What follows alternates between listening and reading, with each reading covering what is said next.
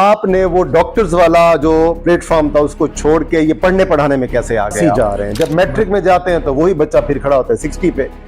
तो ये मुझे चीज समझ नहीं आई, क्या ये जो नंबर उससे पहले दिए जा रहे होते हैं उनमें कितनी हकीकत होती है? क्या आपके पेरेंट्स बड़े तंग हो रहे होते हैं जी, चलें जी कोर्स ले लिया हमने जी, वो उस पे जो है ना स्टैंप लगी हुई है ब्रांड की, बैग लिया जी उस पे स्टैंप लगी हुई है बैग की, कॉपियां ले ली हैं हमने, पेंसिलें ले ली हैं, सॉक्स ले लिए हैं और जूते ले लिए, ये सारी चीजें मतलब ये एक मिल के ना ये ऐसे लगता है जैसे कोई कारोबार हो रहा है। सवाल है कि जो आपकी बुनियादी तालीम है क्या एजुकेशन से रिलेटेड है, और आपको स्पिरिट की जो ये चैन है ये चलाने का ख्याल कैसे कर रहे हैं? आपका अपना विजन क्या है एजुकेशन के हिसाब से? आप कुछ तब्दीली कर सकते हैं या आप करते भी हैं? कि नॉर्मली ये होता है कि हम क्या करते हैं कि जब स्कूल में बच्चा एडमिशन कराते हैं तो हम कहते हैं कि हमारे बच्चे को जो है ना वो सब कुछ ये स्कूल ही बना के दे। अच्छा, क्या अंदर से किसी बंदे का टीचर होना भी जरूरी है? आई वुड ओनली से एक जो है ना बात आपने भी शायद सुनी कि एक जो अच्छा टीचर होता है वो बहुत अच्छा एक्टर होता है। वाह वाह, ग्रेट।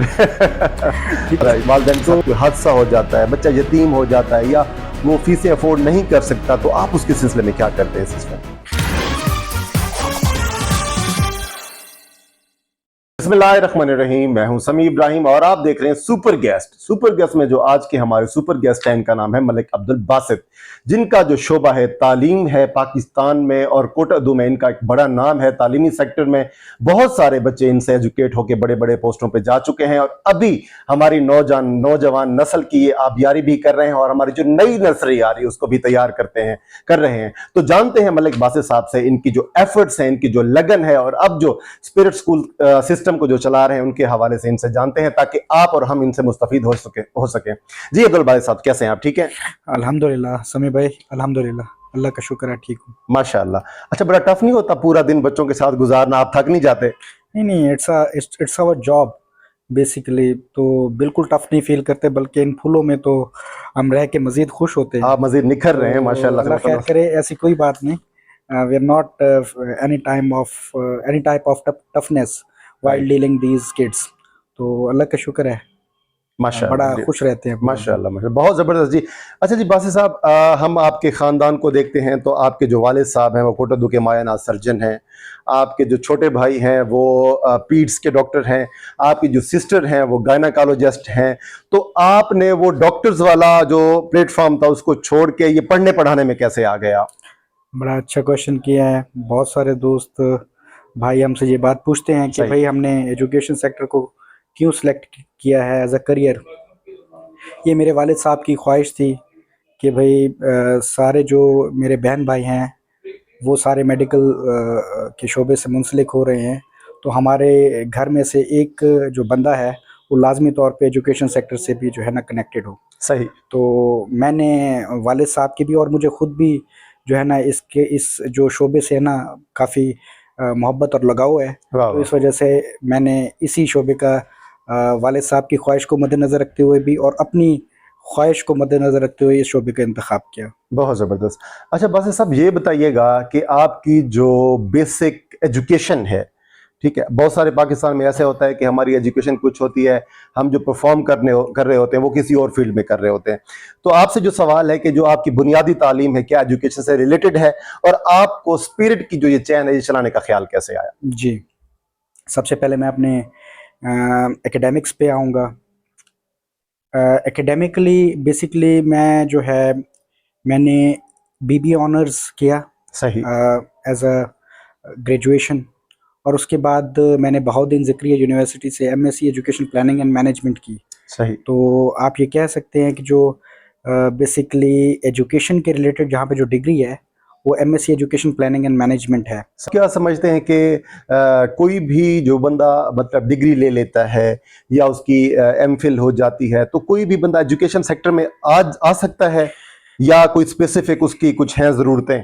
इसके लिए बेसिकली एजुकेशन सेक्टर में ऑब्वियसली एजुकेशन सेक्टर में आपने डिग्री ले ली है, उसके बाद आप आ सकते हैं सब ऑब्वियसली, लेकिन उसके साथ जो एक्सपीरियंस है वो भी कंपलसरी है। अच्छा, क्या अंदर से किसी बंदे का टीचर होना भी ज़रूरी है? तालीम के साथ साथ एक इंसान है ना, उसको अल्लाह ताला ने अंदर से ये क्वालिटीज़ दी हैं, तो वो तो मेरे ख्याल में जल्दी इस फील्ड में ग्रो कर जाता है जैसे माशाल्लाह आप कर गए हैं। मैं आपकी बात काटूंगा इसमें। अंदर से teacher, I would only say, एक जो है ना बात आपने भी शायद सुनी कि एक जो अच्छा टीचर होता है वो बहुत अच्छा एक्टर होता है। वाह वाह, ग्रेट। ठीक है। राइट। तो बेसिकली जो टीचर ने होता है ना, टीचर ने बेसिकली एक्ट करना होता है। ठीक है। ठीक है।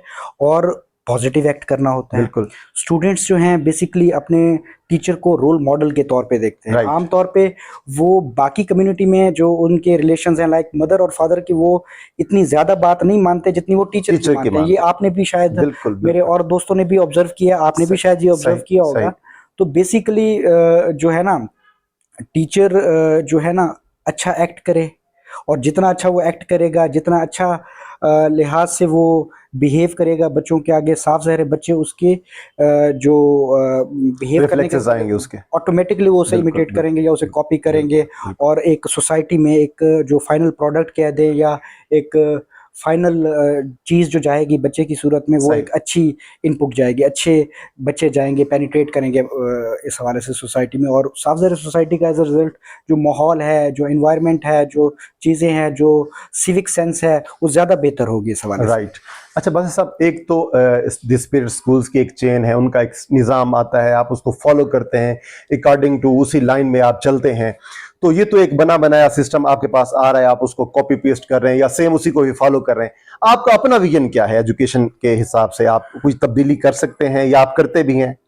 जी, आपने बहुत अच्छा क्वेश्चन किया। आम तौर पे जब बहुत सारे चीज़ें हेड ऑफ़िस से हमें दी जा रही होती हैं, तो अब हमारी जो ब्रांचेज़ हैं स्पिरिट स्कूल की, वो all over Punjab, I would say कि ऑल ओवर कंट्री। राइट। हमारे कैंपसेस सिंध में भी काम कर रहे हैं, गुड। हमारे कैंपसेस गिलगित बल्तिस्तान में भी काम सही, कर रहे गुड। हैं, पंजाब में भी काम कर रहे हैं, खैबर पख्तूनख्वा में भी काम कर रहे हैं। बहुत तो अच्छे। कहने का मकसद ये है कि अब बहुत सारी चीज़ें होती हैं जो हेड ऑफ़िस में हमारे दोस्त बैठ के प्लान कर रहे होते हैं, लेकिन ग्राउंड रियलिटीज़ में कुछ चीज़ें यहाँ पे डिफरेंट होती हैं, सही। और हम उनको इनपुट दे रहे होते हैं। गुड। सम टाइम अचानक सिनेरियोज़ आ जाते हैं, तो हम उनके मुताबिक चेंज भी ले आते हैं। सही, सही। जो चेंजेस कंपल्सरी होती हैं, यहाँ की डिमांड्स के मुताबिक होती हैं, उस लिहाज से हम ले आते हैं।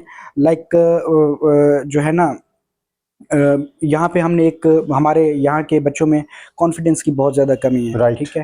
तो मिसाल के तौर पे हमने उसको बेहतर करने के लिए एक सब्जेक्ट जो है ना वो लेके आए हैं। बहुत अच्छे। उसको, उसका नाम जो है ना लाइफ लर्निंग है लाइफ बेसिकली। लर्निंग। जी। उसमें मिसाल के तौर पे बच्चों को जो है ना मुख्तलिफ टॉपिक्स के ऊपर प्रेजेंटेशंस कराई जाती हैं। सही। लाइक टॉपिक्स हो गए, कर्टेसी हो गया, लेट्स से टॉलरेंस हो गया, गुड। पेट्रियोटिज्म हो गया। बहुत सारे ऐसे टॉपिक्स उनकी बुक्स में से लिए मतलब जाते हैं। सोशल एथिक्स हम इसको कह जी, जी। सकते हैं। तो वो बच्चे प्रेज़ेंट करते हैं, ठीक है? और उनकी ज़हन में वो बातें बैठ जाती हैं, राइट। ठीक है? अच्छा जी बासित साहब, आप ये बताएं कि अब तालीम तो हर इंसान का हक है। कुछ ऐसे लोग हैं जो चाहते हैं कि मेरे बच्चे की अच्छी एजुकेशन हो, वो अच्छे इदारे में पढ़े, तो उसके लिए आपके पास क्या पॉलिसी है? सेकंड, एकेडमी में टॉप कर रहे हैं, अपने प्राइवेट कॉलेजेस में या सरकारी कॉलेज में टॉप कर रहे हैं, जब यूनिवर्सिटी एंड पे जाते हैं तो वो ठुश हो जाते हैं, उसकी बुनियादी वजह क्या है? बहुत सारे ऐसे बच्चे हैं जो यतीम हैं, लेकिन उनका दिमाग बड़ा अच्छा है, पढ़ाई में भी अच्छे हैं, या आपके स्कूल में जो कुछ बच्चे पढ़ रहे होते हैं, तो अल्लाह फॉरबिड उनके साथ कोई वालिदैन के साथ कोई हादसा हो जाता है, बच्चा यतीम हो जाता है, या वो फीसें अफोर्ड नहीं कर सकता, तो आप उसके सिलसिले में क्या करते हैं सिस्टम? जी, जो तालीम है, साफ़ ज़ाहिर है अच्छे बच्चे का हक है, और इनका मैं एक-एक करके आंसर दे देता हूँ इस तरीके से। हमारे पास एक क्राइटेरिया है फ़र्स्ट ऑफ़ ऑल, कि हम सबसे पहले जो है ना बच्चे की एबिलिटी टेस्ट लेते हैं, ठीक है। ठीक है? कि अगर बच्चा बहुत अच्छा पढ़ने वाला है, सही। ठीक हो गया, तो और उसके पेरेंट्स अफ़ोर्ड नहीं कर सकते, सही। और वो टेस्ट में बहुत अच्छा स्कोर करता है, तो ऑब्वियसली स्कूल जो है उसको फाइनेंशियली भी रिलीफ़ देता है, सही। और उसे साथ लेके चलता है। इसके अलावा एक और बहुत इम्पोर्टेंट क्वेश्चन जो आपने किया कि ऑर्फन की हमारे पास क्या पॉलिसी है? जी। Yes, we got policy about orphan students.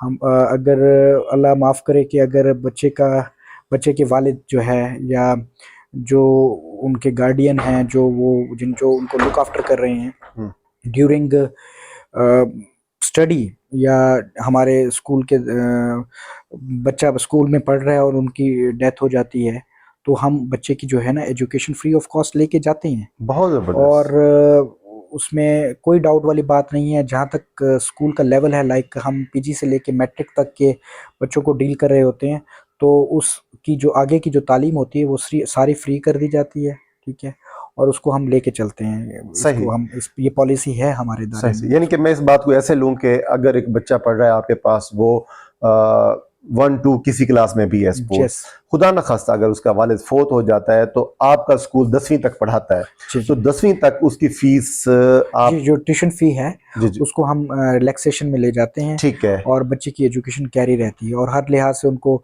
देखते रहते हैं कि इन मामलात को मजीद भी फ्लेक्सिबिलिटी से कैसे डील किया जाए। बहुत अच्छा, ये इतनी ज़बरदस्त पॉलिसी है। जो हमारे दोस्त हमारे नाज़रीन हमारे देख रहे हैं, तो देखें ये पॉलिसी सबके लिए होनी चाहिए, क्योंकि तालीम तो सबका हक है। जी बहुत ज़बरदस्त, ये बड़ा अच्छा लगा। अच्छा बादल साहब, एक बड़ा क्वेश्चन आता है, जो मेरे बच्चे भी अब पढ़ते हैं, प्राइवेट स्कूल्स में ही पढ़ते हैं, और पेरेंट्स बड़े तंग हो रहे होते हैं जी, चलें जी कोर्स ले लिया हमने जी, वो उस पर जो है ना स्टैंप लगी हुई है ब्रांड की, बैग लिया जी उस पर स्टैंप लगी हुई है बैग की, कापियां ले ली हैं हमने, पेंसिलें ले ली हैं, सॉक्स ले लिए हैं, और जूते ले लिए, ये सारी चीजें, मतलब ये एक मिल के ना, ये ऐसे लगता है जैसे कोई कारोबार हो रहा हो। तो मतलब तालीम और ये इस तरह की जो मिक्स है, हमें कुछ समझ नहीं आता, पेरेंट्स अपने ऊपर ये बोझ महसूस करते हैं। तो आप इस बात को कैसे देखते हैं एज ए एजुकेशनिस्ट? इसके कंपेरेटिवली मैं आपको थोड़ा सा एज दे देता हूं कि जब यूनिफॉर्म की बात करते हैं तो फिर यूनिफॉर्म तो यूनिफॉर्म होती है, यूनिफॉर्म पॉलिसी होती है। मैं इस चीज को समझ रहा हूं, लेकिन हमारे नाजरीन इस बात को समझना चाहते हैं। जी, हमारा एक फ्रेंचाइज सिस्टम है, साफ जाहिर है। हम एक बॉडी को फॉलो करते हैं, सही। हम एक फ्रेंचाइज को चला रहे हैं कोटद्दू में, और डिफरेंट सिटीज़ में ऑपरेट कर रहे हैं इस वक्त। तो हमारी कुछ रिस्ट्रिक्शंस हैं बाय द हेड ऑफिस, ठीक या है। जिस बॉडी को हम, या जिस करिकुलम को हम फॉलो कर रहे हैं, तो वो जो है करिकुलम जो है वो वहीं से आता है, सही। ठीक है। तो साफ ज़ाहिर है वो करिकुलम जो है पंजाब जो टेक्स्ट बुक है, या पीसीटीबी कह दें, उस बॉडी से वो रजिस्टर्ड है, क्लियर है। सही। तो उस करिकुलम को ही हमारी सारी ब्रांचों में पढ़ाया जाता है। ठीक है। तो उनकी जो बेसिकली कंटेंट के हवाले से वो काफ़ी हेल्दी होता है करिकुलम, पेज क्वालिटी के पॉइंट ऑफ व्यू से सही। अगर देखा जाए वो काफ़ी बेहतर होता है, बिल्कुल सही है। ठीक है। इवन हमारे पास नोटबुक्स होती हैं मिसाल के तौर पे, वो भी प्रिंटिंग के पॉइंट ऑफ व्यू से, इन चीज़ों के पॉइंट ऑफ व्यू से काफ़ी बेहतर होती हैं। तो साफ ज़ाहिर रेट वेरिएशन इस लिहाज से हो जाती है। ठीक है, बस सब ये तो बात समझ आ गई कि आप ये कह रहे हैं कि जो मटेरियल मिलता है, वो जी जी चाहे बुक्स हो, चाहे वो बैग्स हो, चाहे वो जो भी शेप है जो स्कूल से मिल रहा है, वो क्वालिटी वाइज इतना अच्छा होता है कि इस वजह से उसके रेट थोड़े से पेरेंट्स को हाई लगते हैं। जी ठीक जी है, वेरिएशन में आ जाते हैं, या कुछ राइट। चीज़ें हम साफ ज़ाहिर है अब बाइंड करा के भी देते हैं, इस सही लिहाज सही से सही। मैनेज कर रहे होते हैं, तो उसमें हल्का फुल्का वेरिएशन, लेकिन it is not more than 15%, 18%, 15% इसी रेंज में होता है। सही। तो ऑटोमेटिकली जब एक कोर्स है, तो उस लिहाज से आप उस लिहाज से उसका प्रॉफिटेबिलिटी मार्जिन जो है, या सारी चीज़ें इजीली एक बुक शॉप का भी कैलकुलेट कर सकते हैं, स्कूल का भी, या जो वहाँ पे स्कूल जिसने जो है ना, स्कूल ने अगर बुक शॉप के ऊपर, कैंटीन के ऊपर रखवाई हुई हैं, उस लिहाज से चीज़ें डील हो रही होती हैं बिल्कुल इस वजह सही। से। अच्छा बस सब ये बताइएगा कि बाज़ टाइम हम देखते हैं कि हमारा बच्चा एक स्कूल में आ गया, दाखिला हमने करा दिया, तो अब बच्चा मार्क लेके, नंबर लेके आ रहा है जी। अब उसके जो है ना आ रहे हैं जी 98, 95, 96, 90 प्लस ही जा रहे हैं। जब मैट्रिक में जाते हैं तो वही बच्चा फिर खड़ा होता है 60 पे। तो ये मुझे चीज समझ नहीं आई, क्या ये जो नंबर उससे पहले दिए जा रहे होते हैं उनमें कितनी हकीकत होती है? क्या आपके स्कूल में भी ये सिस्टम है? देखिए, जो बच्चे जो है ना, बेसिकली हमारी तो कोशिश ये होती है कि बच्चों की जो एक्चुअल परफॉर्मेंस है वो पेरेंट्स के सामने लाई जाए, सही। उस परफॉर्मेंस को छुपाया ना जाए। सही। और एक्चुअल परफॉर्मेंस इसलिए हम बच्चों की जब टर्म्स एंड होती हैं या पेपर एंड होते हैं, तो बच्चों के जो पेपर्स हैं पेरेंट्स को हैंड ओवर भी करते हैं। हमारे जो सही। वीकली टेस्ट शेड्यूल है उसके पेपर्स भी बच्चों के पेरेंट्स को हैंड ओवर करते हैं, ताकि सही। उसे वो अच्छे तरीके से स्टडी कर लें। गुड। और जहाँ पे लैब्स हैं, जहाँ पे कोई गैप है, तो हमारे साथ आएँ, they can discuss that thing with us. और अगर वो ठीक है, इट्स फाइन, सही। ठीक है। और दूसरा एक और मामला होता है कि इन बोर्ड जो है ना, हमारा जो डीजी खां बोर्ड है बेसिकली, तो सम टाइम जो हमने ऑब्जर्व किया है कि मार्किंग स्टैंडर्ड, जो मार्किंग पैरामीटर्स है, उनको भी ठीक तरीके से कैरी नहीं किया जा रहा होता। सही। नॉर्मली ये होता है कि हम क्या करते हैं कि जब स्कूल में बच्चा हम एडमिशन कराते हैं तो हम कहते हैं कि हमारे बच्चे को जो है ना वो सब कुछ ये स्कूल ही बना के दे। जो पेरेंट्स का किरदार है उसकी अहमियत जो है ना, वो पेरेंट्स जब पे कर रहे होते तो वो समझते हैं जी हम इससे हमारी जान छूट गई, सब कुछ स्कूल ही करे। तो आप भी ऐसे प्रॉब्लम फेस करते हैं? मैं आपसे एक सवाल करता हूँ, बच्चा हमारे पास लेट से 6 से 7 घंटे रहता है, बिल्कुल ऐसे ही, 24 घंटे दिन में होते हैं। ऐसे ही अब 18 घंटे बच्चा जहाँ पे वक्त रहता गुजारता है है, रहता है। और जहाँ पे 6 घंटे रहता है, हम्म।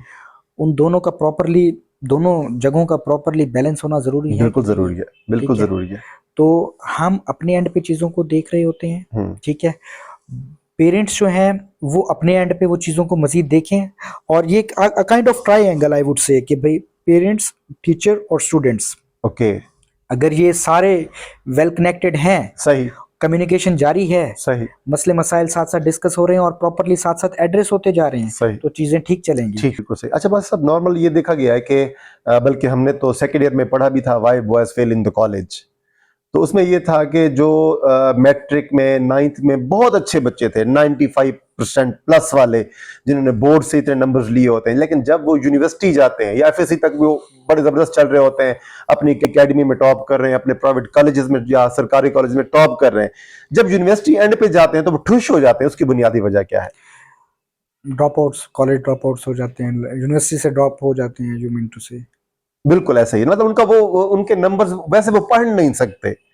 मतलब क्या उनमें एक बड़ा फैक्टर कॉन्फिडेंस का ना होना है, या हम नंबर, असल में जैसे आपने बड़ी मैंने अच्छी आपको बात की, पहले ही बता दिया, जी चेक जी, एंड बैलेंस का ना चेक एंड होना। बैलेंस का, ठीक है। ठीक है, अब बच्चे और बच्चियां यहाँ से जब हॉस्टल में जाते हैं तो ऑटोमेटिकली पहले जो बहुत अच्छा परफॉर्म कर रहे होते हैं उनके पेरेंट्स यहाँ पे बैठ के प्रॉपर चेक एंड बैलेंस उन्होंने रखा हुआ होता सही, है, गुड, ठीक है, हर लिहाज से। सही, ठीक है, लेकिन जो ही वो यूनिवर्सिटीज़ में जाते हैं या कहीं बाहर कॉलेजेस में जाते हैं पढ़ने के लिए, हॉस्टल्स में रहते हैं, तो फिर वही बात जैसे मैंने आपको कही कि बच्चा कहाँ उठ रहा है, कहाँ बैठ रहा है, कब सही, सो रहा है, कब सही, जाग रहा है, ठीक सही, है, कब उसका सेल्फ स्टडी का टाइम है, ठीक राइट, है, और किस तरीके से वो अपने सारे जो एजुकेशन प्रोसेस को है वो मेंटेन कर रहा है। तो सबसे मसला खड़ा उस वक्त होता है जब बच्चा बाहर जाता है और प्रॉपरली वो फोकस नहीं होता, वो डिफरेंट एक्टिविटीज, नेगेटिव एक्टिविटीज में पड़ जाता है, राइट, ठीक है, राइट, और वो अपनी जो पॉजिटिव ट्रैक है जिसको वो फॉलो करता आ रहा था उसे छोड़ देता है। सही, तो तब ही ये चीज़ें शुरू होती हैं, ये मसाइल शुरू होते हैं। आमतौर पे इनिशियल लेवल पे बच्चों को ये चीज़ें बहुत चार्मिंग लगती हैं, ठीक है, तो वो उसमें मगन हो जाता मगन है हो और जाते वो हैं अपना साथ साथ, कंटिन्यू नहीं कर पाता, राइट हो कंटिन्यू उस गया। लेवल वो बिल्कुल थोड़ा-सा उसको जो टेम्परामेंट है या उसकी सही, कंसिस्टेंसी है उसको लूज़ कर जाता है। राइट, लेकिन कुछ बच्चों को जल्दी एहसास भी हो जाता है, सही, फिर ऑटोमेटिकली वो दोबारा कमबैक भी करते हैं। राइट, उस बहुत लिहाज से अच्छा, फिर वो उसे बहुत लेके भी जबरदस्त, जाते हैं। बहुत तो जबरदस्त, कहने का मकसद ये है कि ये जो मैं कहूँगा ना, मैंने जो बात कही है, जी जी, चेक एंड बैलेंस होने का जो सिलसिला है वो वो जरूरी बहुत है, ज़रूरी है। वो अगर जरूरी नहीं है, होगा तो मसाइल तो आएँगे। बिल्कुल ऐसे। अच्छा, बस अब आप इस टाइम कोई 5-7 चेन्स आपकी हैं स्पिरिट्स की जो आप चला रहे 5-7 हैं, स्कूल्स हैं हमारे। 5-7 स्कूल्स आप चला रहे हैं, ठीक है, तो वहां पे कैंटीन भी होंगी, होती है, जाहिर है बच्चों को। तो एक बड़ा कॉमन सा मसला है, मेरे बच्चों के साथ भी मसला है, मैंने बहुत सारे दोस्तों से भी डिस्कस किया है कि जो जो स्कूल्स की जो कैंटीन वाले हैं वो बच्चों की पॉकेट मनी पे डाका मारते हैं। तो मुझे बड़ा दुख होता है। मेरी बेटी ने मुझे कहा कि बाबा मैं 50 रुपए लेके गई हूं, तो जो लेस का पैकेट जो मार्केट में 30 रुपए का मिलता है वहां पे 50 का मिलता है। तो इस पे कभी आपने, क्या आपके स्कूल में भी ऐसे होता है? एक अगर अच्छा मार्जिन तो वो चीजें दे रही है, मार्केट से उनको मिल रहा है, जो होलसेल में ले रहा है उसको 15 से 20% मिल रहा है, फिर ये ओवर चार्जेस क्यों की जाती है? क्या आपके स्कूल में भी ऐसा है? मैं गुजारिश करूँगा, हमारे पास जो कैंटीन है ना वो है ही नहीं। अच्छा, आपके पास नहीं है? बेसिकली जो है ये तो ज्यादती है आपके नहीं, बच्चों नहीं, के ऐसे साथ। मैं आपको एक्सप्लेन करता हूँ। हम सही, जो है ना एक स्टैंडर्ड मेन्यू दे देते हैं पेरेंट्स को, अच्छा, ठीक है? गुड, कि मिसाल के तौर पे जो मंडे का रोज़ है उस दिन बच्चे ये वाला लंच लाएँ, अच्छा, बहुत ट्यूसडे को ये जबरदस्त, वाला गुड, लाएँ, फ्राइडे गुड, को लेट्स से फ्रूट ले आएँ, सही सही सही ठीक है? सही सही, तो ये डेज़ डिस्ट्रीब्यूट किए हुए हैं। अब ये भी कंपल्सरी नहीं है बच्चे कि वही ले आएँ, वही उनको लेके पसंद आए, भी नहीं है वो ले आएँ। यानी कि होममेड लंच लाना है वो उन्होंने। होममेड कहने का मकसद ये है कि वो होममेड ही लाएँ, लाए, ठीक है? बिल्कुल सही, गुड, और हमारे स्कूल में कैंटीन नहीं है। बेसिकली जो है हम जो डील कर रहे होते हैं वो आमतौर पे बुक्स को ही डील कर रहे होते हैं सही, कैंटीन के नाम ठीक पे, है, या ओके, कैंटीन कहते हैं, हमारी कैंटीन सिर्फ बुक्स को बुक्स डील को, वो बुक करती है, शॉप होती है बुक बेसिकली। शॉप होती है। ओके, क्या हमारा जो पाकिस्तान का निसाब का सिस्टम है इसको तब्दील होना चाहिए या यही ठीक है? बहुत ज़्यादा तब्दीली की ज़रूरत है। बेसिकली हमारा क्रैमिंग का सिस्टम है, ठीक है। ठीक है। तो सबसे पहले तो ये बहुत अच्छा क्वेश्चन किया है। सबसे पहले तो हमें असेसमेंट सिस्टम जो है हमारा एग्जामिनेशन सिस्टम उसे तब्दील होने उसे की तब्दील ज़रूरत होना है। चाहिए, बिल्कुल ऐसे। एग्जामिनेशन सिस्टम जब तब्दील होगा तो ऑटोमेटिकली आप उसे कह लें ग्रेड्स की अचीवमेंट के लिए, स्कोर्स की अचीवमेंट के लिए, सही। ठीक है। जो वो चीज़ फिर करेंगे, जो वो चीज़ मतलब निखर के इम्प्लीमेंट, आएगी वो स्पेशल। ऑटोमेटिकली वो स्कूल्स या जो इदारे हैं वो जी उसे जी, अटेन करने की कोशिश बिल्कुल करेंगे। सही है। जो बेसिकली हमारा पहले ऑलरेडी सिस्टम चल रहा है, सही। ठीक है, वो क्रैमिंग के ऊपर चल रहा है। ये सही। ओवरऑल सिस्टम है। ये लाइक आप ये है कि जी मिसाल के तौर पे अगर बच्चे ने अपने अल्फाज में लिख भी दिया है और लेकिन वो ठीक लिखा हुआ है, सही। तो उसे भी समटाइम रॉन्ग कर दिया जाता है कि बिल्कुल जी सही इन्होंने है, अपने बिल्कुल अल्फाज में सही। आपने क्यों क्यों लिखा है, लिखा है, ये मतलब टेक्स्ट वो बुक की वर्डिंग क्यों नहीं वर्डिंग लिखी, क्यों नहीं, बहुत ये जबरदस्त। हु बहू वही सेंटेंस स्ट्रक्चर होना चाहिए, वही लाइक उनके जो है ना विकेबलरी होनी चाहिए, सही सही सही। सब कुछ वही होना वैसा चाहिए। नहीं, मतलब तो कहने का मकसद थीम है कि बेसिक थोड़ा वही सा होना भी, चाहिए। जी जी। अच्छा जी बासित साहब, हमने स्टूडेंट्स की बात भी कर ली, पेरेंट्स की बात भी कर ली, और अभी हम टीचर को तो इग्नोर नहीं कर सकते, जो टीचर्स हैं, जो फैकल्टी है।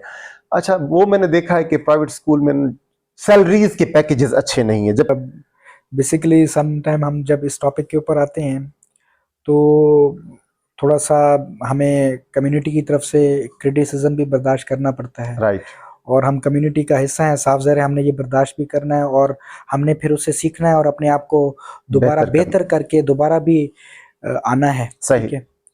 तो बेसिकली जो हमारे इस कम्युनिटी में स्कूल्स हैं, हमारे लाइक इस कम्युनिटी में, सही। तो वो बेसिकली ज़्यादा फ़ी नहीं ले रहे होते। ठीक है। अब मिसाल के तौर पे एक स्कूल है, उसके जो एक फ़ी है लेट्स से वो 3000 है लेट्स से, ठीक सही। है। अब उसके जो क्लास में बच्चे हैं वो 15 हैं, अच्छा। ठीक है। ठीक है। अब उन्होंने टीचर को भी पे सैलरी करना प्रोवाइड है। करनी है, ठीक है। अब उन्होंने बिल्डिंग रेंट भी अदा करना है, बिजली के बिल्स को भी देखना है, बच्चों की एक्टिविटीज़ को भी कैरी करना है, सही। ठीक है। और इसी तरीके से बहुत सारे ओवरहेड कॉस्ट है उसको भी लेके चलना है, सही। सारी चीज़ों को लेके चलना है। तो इनको पॉसिबल करने के लिए, इनको सारी चीज़ों को प्रॉपर्ली चलाने के लिए एक जो फ़ी का तयन किया जाता है, और बेयरिंग कैपेसिटी पेरेंट्स की भी देखनी है कि इस इलाके के जो पेरेंट्स हैं वो कितनी हद तक कितनी बेयर हद कर तक पे कर सकते हैं, सकते हैं, ठीक उस है। लिहाज से ही प्लान किया जाता है। जी नाज़रीन, बहुत शुक्रिया आप दोस्तों ने टाइम निकाला, और हम मलिक अब्दुल बासित साहब के बहुत शुक्रगुजार हैं। उन्होंने इतनी मुफीद बातों से हमें मुस्तफ़ीद किया। मैं उम्मीद करता हूं कि आपको हमारा ये इंटरव्यू का सेशन पसंद आएगा। अपने कमेंट्स में लाजमी बताइएगा। तो हमें इजाज़त दीजिए। Thank you so much Basit साहब, आपका बहुत शुक्रिया, आपने बहुत वक्त निकाला। इंशाल्लाह फर्दर भी कोई क्यूरी आती है, हमारे दोस्त कमेंट करते हैं, सर मैं तो इंशाल्लाह नेक्स्ट भी आपसे बिल्कुल इस हम तरह हाजिर टाइम हैं। लेंगे। तो बासित साहब बहुत शुक्रिया, थैंक यू सो मच।